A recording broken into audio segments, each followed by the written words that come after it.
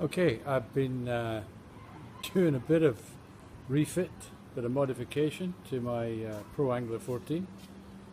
First thing I did was I took the standard Hobie deck boards, figured they were a bit narrow, took them down, copied the basic shape where it connects with the screws, original screws, and then made them 2.5 or so inches wider. You'll see why.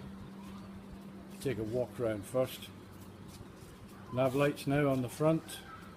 Don't intend to go out in the dark too much, but you never know when you might be caught out there, bad visibility or whatever. Similar on the other side, change the deck. Let's just walk it all the way around first. Tracks, more tracks, paddle stowed, bait well. Nothing too clever there. That's the mast for my, or the socket I should say, for my safety flag. Always a very important part of anyone's kayak, the warning sign. And so, more tracks. I've got tracks everywhere. The idea being, put them down,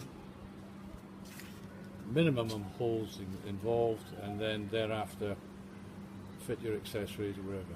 Okay, I've chosen to put both my rods, my trolling rod and my bait casting rod, on the left side. The idea was to give me one side of the boat, in this case the right or starboard side, where I could ease my way in and out, no problem with access.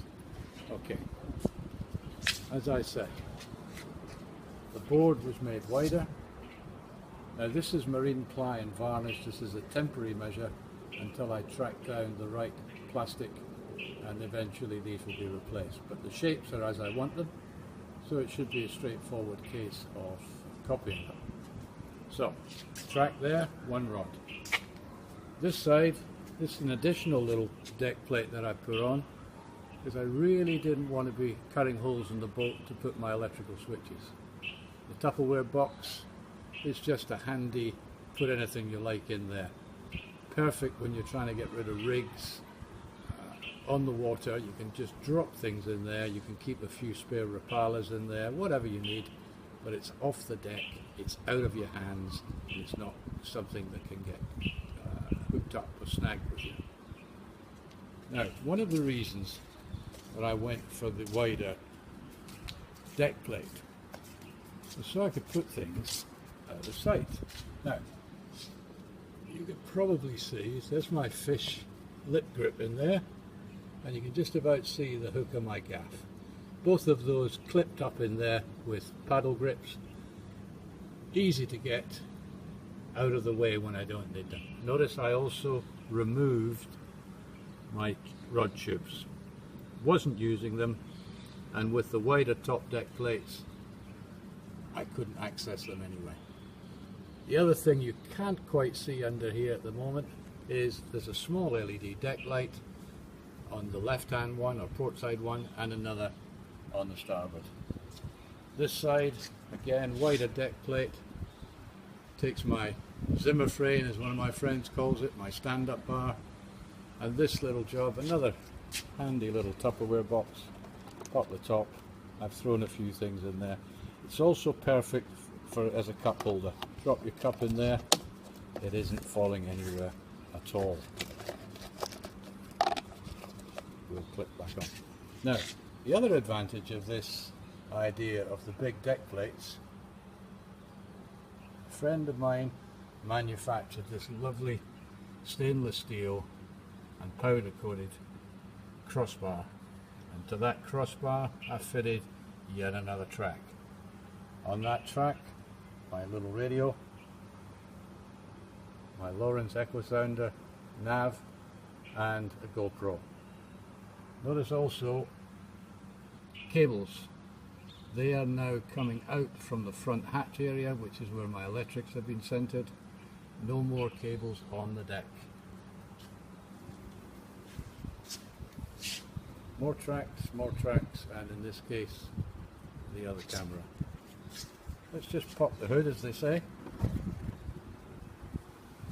We have our standard Hobie nice big white, what would you call it? Bin, I guess. Fish holder, junk holder, whatever. But if I lift this out, I'll try and do it one-handed.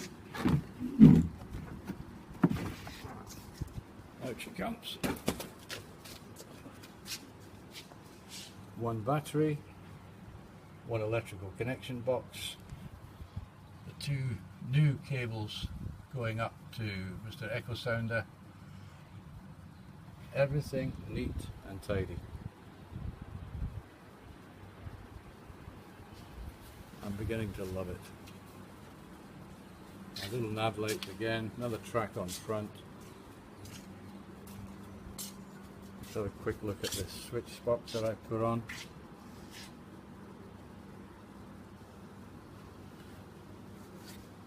Okay, reading upside down. Nav lights, they're on. Deck lights, don't know if you'll see them in this light. Just about. Let's just put that over there. Switch off and switch on. You can see them. Perfect on those dark mornings. Sorry about the shake. That's my one-handed iPad.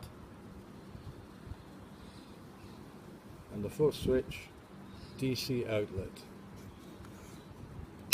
Now this one feeds these two guys, one of which I doubt I'll ever use. That's this guy here, 12 volt, typical vehicle cigarette outlet.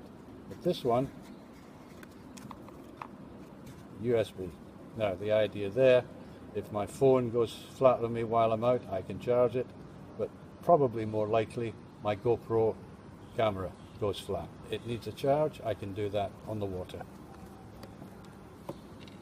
So, 4 switches, all the wiring is buried inside the hull. Deck lights, echo sounder, nav lights, a couple of auxiliaries. As I said, this guy here is just perfect. This one-handed lock doesn't work too well with me. There you go. Standard Tupperware box, throw your junk in there, keep your sandwiches in there I guess. Either way, it's to hand. And that's my PA14 following what would amount to, I don't know, a dozen nights preparation and then a 2-day work job to get it ready. When I change these boards for the plastic, if I ever track down the heavy fibre or plastic system, then we'll do a little update. But in the meantime, there we are. The wee guys, PA14, ready for the water, no clutter. I love it. See you next time.